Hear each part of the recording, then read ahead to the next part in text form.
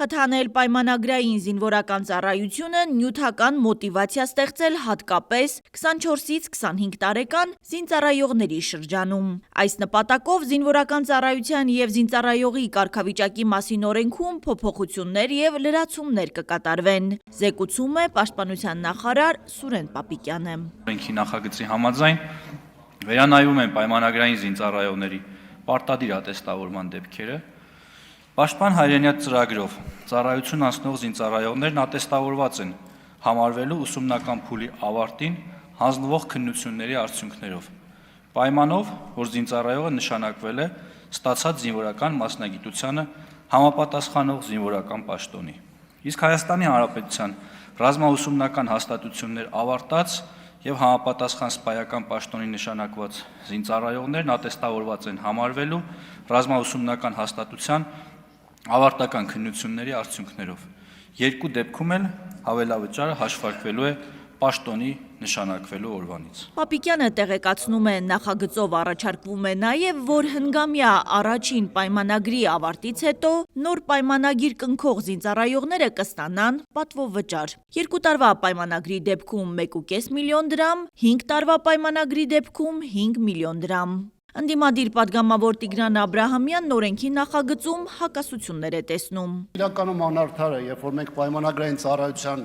մի տարատեսակը այսքան մեծ խրախուսում ենք, ինչը ես ընդհանրապես կարևոր եմ համարում, բայց մյուս կողմից պայմանագրային ծառայության մյուս տեսակում, երբ որ մարդիկ տարիներով անընդհատ պայմանագրեր են երկարացնում, նրանց սպասող այս հնարավորությունը չկա, եւ ես կարծում եմ, եթե ոչ այս փուլում, ապա առաջիկա ժամանակահատվածում պայմանագրային ծառայության մյուս տարատեսակների համար եւս այս հանգամանքը պետք է հաշվի առնել եւ անպայման այս հարցը կարգավորել։ Իրականում, պարոն Պապիկյան, այս անհավասարությունը զինված ուժերում շատ նմանվում է օրերս դուք նոր մոդուլային զորամաս եք բացել։ Աչքովս ընկավ շարք կազմած բարձրաստիճան զինվորականների բատինկաները։ Հրամանը տվել եք, որ սպիտակ բատինկաներ պետք է հագնեն, բայց որտեղից այդ բատինկաները ով որ խանութից կարողանում է գտնել։ Եվ եթե նայեք լուսանկարները Արամա Թորոսյան ձեզ տա, կտեսնեք, որ 4-5 սպա, բարձր սպա կանգնած է, ամեն մեկի հագին տարբեր բատինկա։ Պաշտպանության նախարար Սուրեն Պապիկյանն անդրադառնում է ընդդիմության քննադատություններին։ Ես հասկանում եմ, որ ընդդիմության գործը քննադատելն է, բայց սիրելի ընդդիմություն, երբ խոսում եք հավասարությունից, այո, բանակում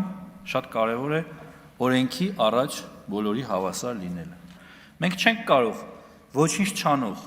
պարզապես համազգեստ հագնող մարդուն ու պատրաստականության բարձր աստիճան ունեցող զինվորականին հավասար կերպով նայել։ Ձեր սիրած թեման, իդեպ մեր վերջին հրապարակումից հետո, քանի որ դուք շարունակելու եք խոսել մինչև մենք ամբողջությամբ եւ հագուստը կփոխենք եւ ձեր սիրելի բատինկաները,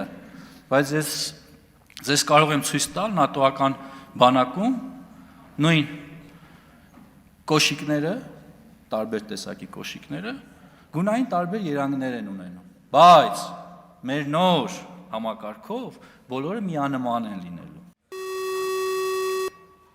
Նախագիծն ընդունվեց առաջին ընթերցմամբ։ 27 տարին լրացած եւ պարտադիր զինվորական ծառայություն չանցած քաղաքացիները կկարողանան վճարել ու ազատվել քրեական պատասխանատվությունից։ Համապատասխան օրենքի նախագիծն ընդունվեց երկրորդ ընթերցմամբ եւ ամբողջությամբ։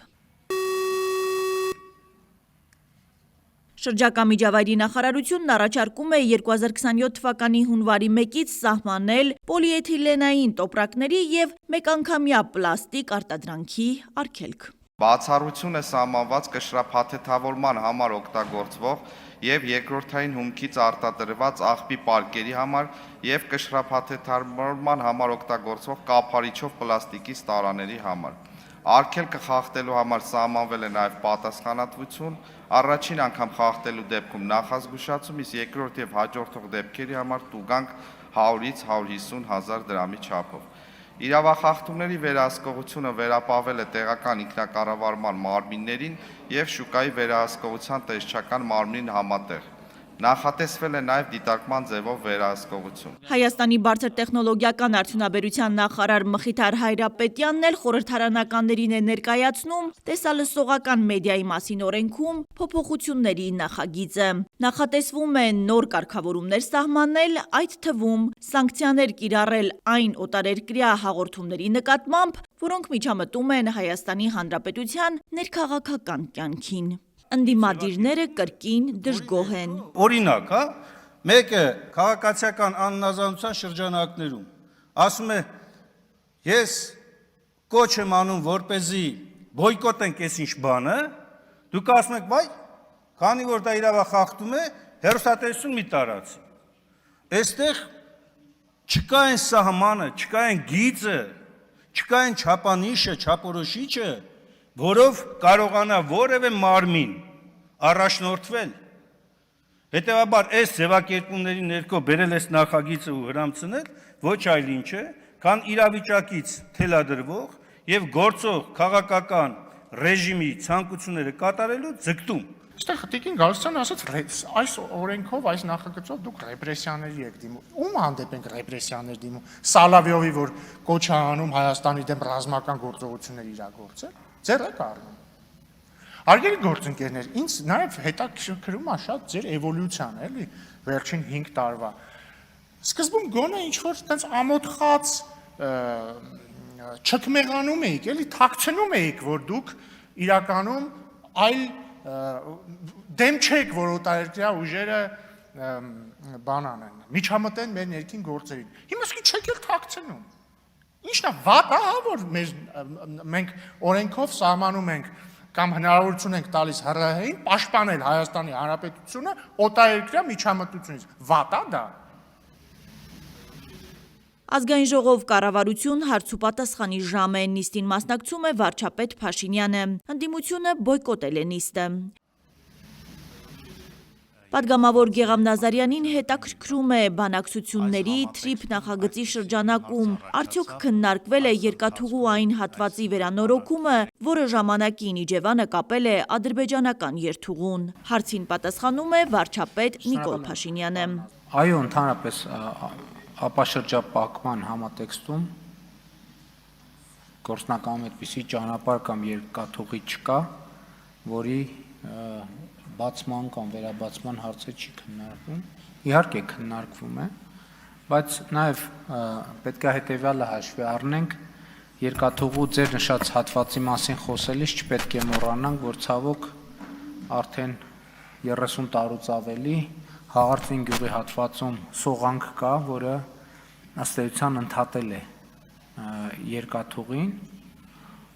բայց դա լուծելի հարց է կախված նրանից, թե ինչպիսի հոսքեր պոտենցիալ կանցնեն այդ տեղով։ Ուզում եմ ձեզ ասել, որ մեր հետազոտությունները ցույց են տալիս, որ Ադրբեջանից դեպի Թուրքիա ամենակարճ երթուղին հենց ձեր նշած երթուղին է։ Պատգամավոր Լիլիթ Մինասյանի հարցը վերաբերում է Վենս Փաշինյան հանդիպմանը եւ ընդդիմության դիտարկումներին։ Իհարկե ջղաձգումները վերաբերվում էին ԱՄՆ փոխնախագահ Ջեյ Դի Վենսի այցին։ Առաջինը, այնց մեկնաբանությունների տեսքով այն է, որ Վենսի Բաքու այցի օրակարգը շատ ավելի լուրջ է եղել, քան Հայաստանինը, համոզմունք կա, որ Բաքու մեկնելիս ուղղակի կանգ է առել Երևանում։ Հաջորդը, որ հատուկ սխալ են թարգմանել ու կառավարության թարգմանիչն է սխալ թարգմանել, որ չհասկանանք, որ դա պետական պարտքով ատոմակայանի մասին է եւ այդ պարտքը վճարելու եք դուք հարգելի քաղաքացիներ։ Երևի այտենց 3-4% ասեցի, ընդհանրապես ինչ է քննարկվում այս օրերին ընդդիմադիր մամուլում։ Ինչ ա եղել օրակարգը, եղել է թրիփը, եղել է օգոստոսի 8-ին Վաշինգտոնում ստորագրված 3 մեր մտադրությունների հուշագիրը։ Հիշում եք այն ժամանակ էլ ասում են, հա դե մտադրությունների հուշագիրը։ Հետո ես էլ ասում եմ դրա համար, որ հետագայում նաև դրանց հիման վրա պրոցեսներ տեղի ունենան։ Ընդ որում թրիփի շրջանակներում քննարկվել է հնարավոր էլեկտրաէներգիա,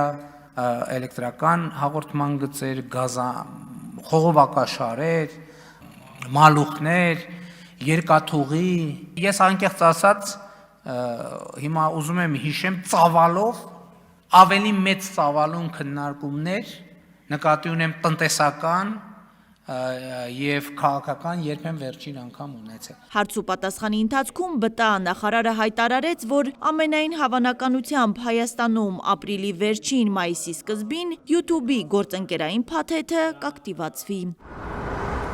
Հասմիկ Ֆահրադյան, Արմալուր։